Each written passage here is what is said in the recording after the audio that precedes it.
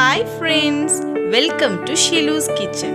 തട്ടുകട രുചിയെ വെല്ലുന്ന നല്ല കിടിലൻ ഒരു ഉള്ളിവടയുടെ റെസിപ്പി ആയിട്ടാണ് ഇന്ന് ഞാൻ വന്നിട്ടുള്ളത്. അപ്പോൾ നല്ല മഴയൊക്കെ പെയ്യുമ്പോൾ കഴിച്ചിട്ട് വളരെ സൂപ്പർ ആയിട്ടുള്ള ഉള്ളിവടയാണിത്.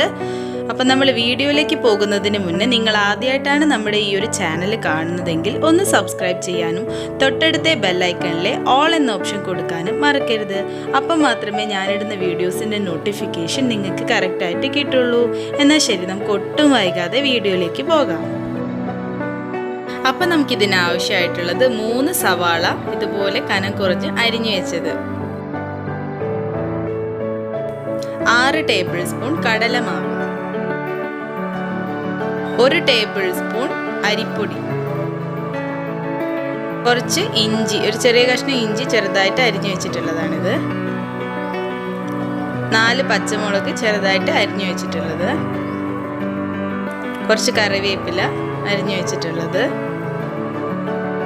അപ്പോൾ ആദ്യമായിട്ട് നമ്മളൊരു പാത്രത്തിനകത്തേക്ക് നമ്മൾ കട്ട് ചെയ്ത് വെച്ചിട്ടുള്ള സവാള ചേർത്ത് കൊടുക്കുക. അതിനുശേഷം നമ്മുടെ പച്ചമുളക് ഇട്ട് കൊടുക്കണം,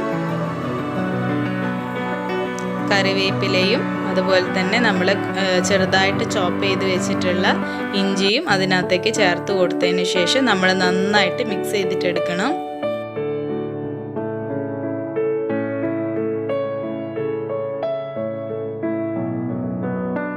അപ്പം കൈവച്ച് നല്ല രീതിയിൽ ഇതുപോലെ മിക്സ് ചെയ്തിട്ട് നമ്മുടെ ആ ഉള്ളി ഒക്കെ നന്നായിട്ടൊന്ന് സെപ്പറേറ്റ് ആയിട്ട് വരും ഇങ്ങനെ മിക്സ് ചെയ്യുന്ന സമയത്ത്. അപ്പോൾ ഉള്ളിയിൽ നിന്നകത്തു നിന്നുള്ള നല്ല വെള്ളമൊക്കെ നമുക്കിപ്പോൾ തന്നെ ഇറങ്ങി വരുന്നതായിട്ട് കാണാൻ പറ്റും. അതിനുശേഷം നമ്മൾ ഉപ്പ് ചേർത്ത് കൊടുക്കണം, 1 ടീസ്പൂൺ മുളക് പൊടി, അതുപോലെ തന്നെ 1/4 ടീസ്പൂൺ മഞ്ഞൾപ്പൊടി, ഇത്രയും നമ്മൾ ചേർത്ത് കൊടുക്കുക. അതിനുശേഷം കുറച്ച് പെരിഞ്ജീരകം നിങ്ങൾക്ക് ഇഷ്ടമല്ലെങ്കിൽ സ്കിപ്പ് ചെയ്യാം.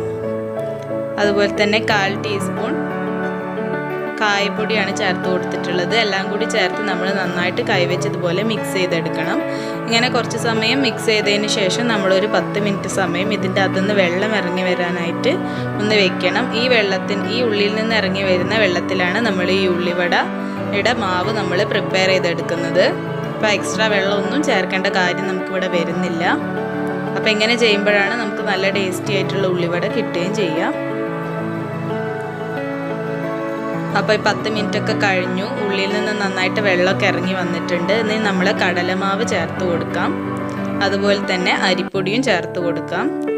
അരിപ്പൊടി വറുത്ത് വെച്ചിട്ടുള്ള അരിപ്പൊടിയാണിത്. അപ്പോൾ അത് ചേർക്കുമ്പോൾ നല്ലൊരു ക്രിസ്പിനെസ് നമ്മുടെ ഈ ഒരു ഉള്ളിവടയ്ക്ക് നമുക്ക് കിട്ടും. ഇനി എല്ലാം കൂടി ചേർത്ത് നമ്മൾ ഇതുപോലെ ഒന്ന് കുഴച്ചെടുക്കണം. അപ്പോൾ കട്ടയൊന്നും വരാതെ നല്ല രീതിയിൽ നന്നായിട്ട് നമ്മൾ ഈ ഒരു ഉള്ളിവടയുടെ മാവ് നമ്മൾ നന്നായിട്ടൊന്ന് കൈ വെച്ചിട്ട് ഇതുപോലെ കുഴച്ചെടുക്കണം.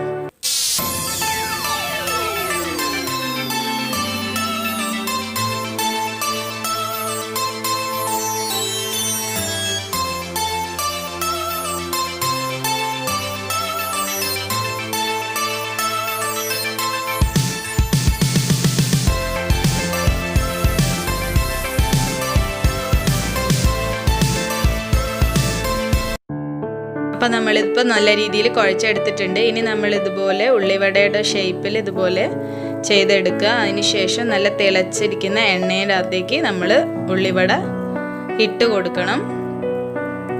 അപ്പോൾ നമുക്ക് നന്നായിട്ട് നല്ല ബബിൾസ് ഒക്കെ വരുന്നുണ്ട്. ഇനി നമ്മളത് മീഡിയം ഫ്ലെയിമിൽ വെച്ചിട്ടാണ് ചെയ്യേണ്ടത്. എണ്ണ തിളച്ചതിന് ശേഷം നമ്മൾ മീഡിയം ഫ്ലെയിമിലേക്ക് മാറ്റണം, അല്ലെങ്കിൽ നമ്മുടെ ഉള്ളി പുറം ഭാഗം കരിഞ്ഞ് ഉള്ളിൽ വേവാതെ പോകും. അപ്പോൾ അതെല്ലാവരും ഒന്ന് ശ്രദ്ധിക്കണം. ഇതുപോലെ നമുക്ക് ഓരോരോ ഉള്ളിവടയും ഇതുപോലെ ചെയ്തെടുക്കാം. അപ്പോൾ ഈ ഒരു കളറാണ് നമുക്ക് കിട്ടേണ്ടത്. അപ്പോൾ നമ്മൾ തട്ടുകടകളിൽ നിന്നൊക്കെ കഴിക്കുന്ന ഉള്ളിവടേനേക്കാളും എന്തുകൊണ്ടും സൂപ്പറായിട്ടുള്ള ഉള്ളിവട തന്നെയാണിത്. അപ്പം നല്ല മഴയൊക്കെ പെയ്യുമ്പം കട്ടൻ ചായയുടെ കൂടെയൊക്കെ കഴിക്കാൻ നല്ല കിടിലനായിട്ടുള്ള ഒരു ഉള്ളിവടയാണിത്. അപ്പം നമ്മൾ വാങ്ങി കഴിക്കുന്നതിനേക്കാൾ എന്തുകൊണ്ടും ടേസ്റ്റ് കൂടുതൽ നമ്മൾ ഇതുപോലെ വീട്ടിൽ ചെയ്തെടുക്കുമ്പോഴായിരിക്കും. കണ്ടില്ലേ, ഈ ഒരു രീതിയിലാണ് നമുക്കിത് കിട്ടേണ്ടത്, ഈ ഒരു കളറിലാണ് കിട്ടേണ്ടത്. അപ്പോൾ 2 സൈഡ് ഈ ഒരു കളറായി കഴിഞ്ഞിട്ടുണ്ടെങ്കിൽ നമുക്ക് എണ്ണയിൽ നിന്ന് കോരി മാറ്റാം. അപ്പോൾ ഈ ഒരു രീതിയിൽ നമുക്ക് എല്ലാ ഉള്ളിവടയും ചെയ്തെടുക്കാം.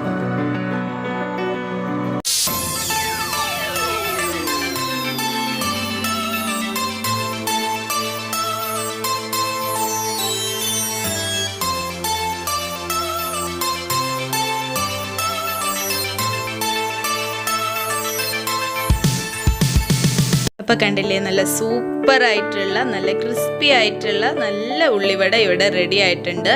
അപ്പോൾ നിങ്ങളെല്ലാവരും ഇത് തീർച്ചയായിട്ടും ട്രൈ ചെയ്ത് നോക്കണം. ട്രൈ ചെയ്താൽ മാത്രം പോരാ, നിങ്ങളെ ഫീഡ്ബാക്ക്സ് കമൻസിലൂടെ അറിയിക്കണം.